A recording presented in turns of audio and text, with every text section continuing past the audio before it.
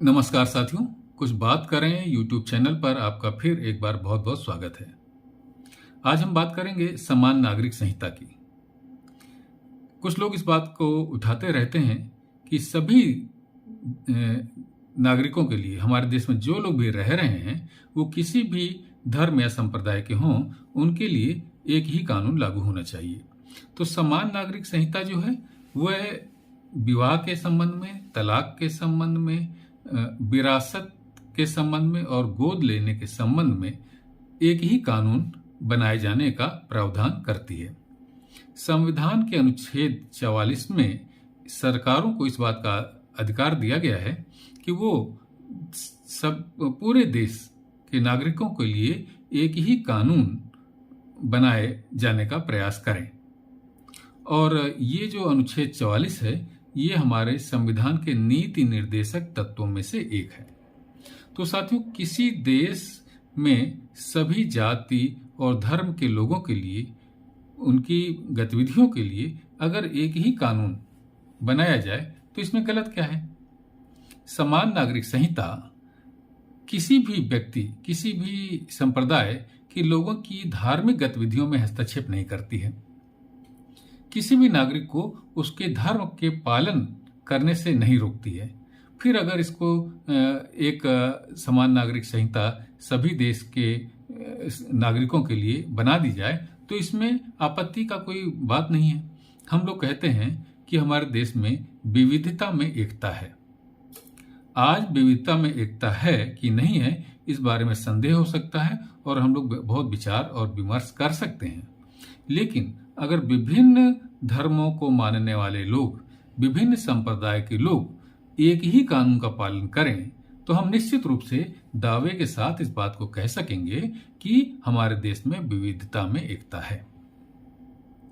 साथियों, अभी परसों यानी कि 9 तारीख को, जैसा कि हम सब जानते हैं कि इस समय संसद का शीतकालीन सत्र चल रहा है, तो राज्यसभा में भाजपा के एक सांसद हैं किरोड़ी लाल मीणा, उन्होंने एक निजी बिल पेश किया कि मैं चाहता हूं कि पूरे देश में समान नागरिक संहिता लागू हो और इस पर मैं बहस चाहता हूं राज्यसभा में।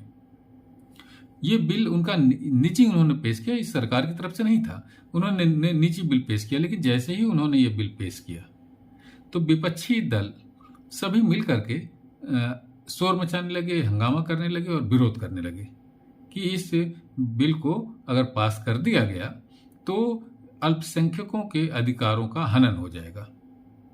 तो विरोध करना कोई गलत नहीं है, ये उनका अधिकार है, उन्होंने विरोध किया। लेकिन अगर पूरे देश के लिए एक कानून लागू हो जाए तो ये तो देश की एकता के लिए बहुत आवश्यक है। इससे किसी भी समुदाय के अधिकारों का हनन कैसे हो जाता है?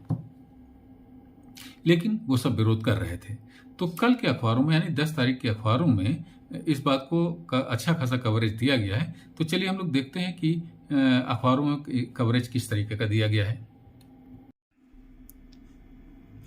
ये देखिए, ये है 10 तारीख का, 10 दिसंबर का दैनिक जागरण, और इन्होंने 17वें पृष्ठ पर ये लिखा है, समान नागरिक संहिता पर गरमाई संसद। 10 तारीख का है ये अखबार दैनिक जागरण का, और इन्होंने अपना संपादकीय में भी देखिए इस पर जो है कवरेज दिया है। इन्होंने ये पूरा संपादकीय लिखा है, समान संहिता का विधेयक। इसमें पूरा इन्होंने यही लिखा है कि आखिर इसको प्रस्तुत ये जो विधेयक, ये समान नागरिक संहिता अगर लागू हो जाए तो इसमें गलत ही क्या है। तो देखा आपने साथियों, हमारे देश का संविधान कह रहा है कि पूरे देश में एक समान नागरिक संहिता लागू करने का प्रयास किया जाना चाहिए। और जब ये प्रयास किया जाता है तो कुछ लोग विरोध करते हैं और कहते हैं कि ये अल्पसंख्यकों के अधिकारों का हनन है।